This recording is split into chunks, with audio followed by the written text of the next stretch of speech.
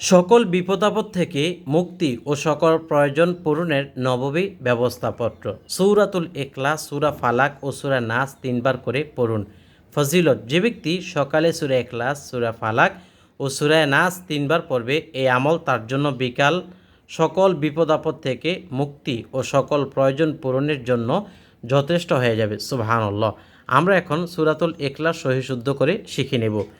বিসমিল্লাহির রহমানির রহিম।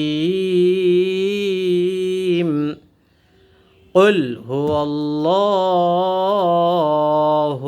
আহাদ, আল্লাহুস সামাদ, লাম ইয়ালিদ ওয়া লাম ইউলাদ ওয়ালাম ইয়াকুল লাহু কুফুয়ান আহাদ। সূরাতুল ফালাক। বিসমিল্লাহির রহমানির রহিম। কুল আউযু বিরাব্বিল ফালাক। কুল, এটা কুল হবে না, আউযু, জু হবে না, জু নরম করে, বিরাব্বিল ফালাক, মিন শাররি মা খালাক, মিন শাররি গাসিকিন ইযা ওয়াকাব, মিন শাররিন নাফাসাতি ফিল উকাদ, মিন শাররি হাসিদিন ইযা হাসাদ। সূরাতুল ফালাক শেষ। তারপর হলো সূরাতুন নাস। বিসমিল্লাহির রহমানির রহিম। কুল আউযু বিরাব্বিন নাস, মালিকিন নাস, অনেকে টান দেয়, মালিকিন নাস না, মালিকিন নাস, ইলাহিন নাস, মিন শাররিল ওয়াসওয়াসিল খান্নাস।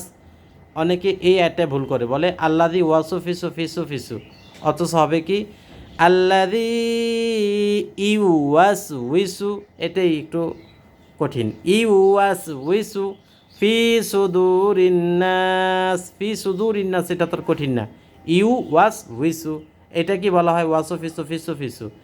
আল্লাযী ইউওয়াসউইসু ফি সুদুরিন নাস মিনাল জিন্নাতি ওয়ান নাস।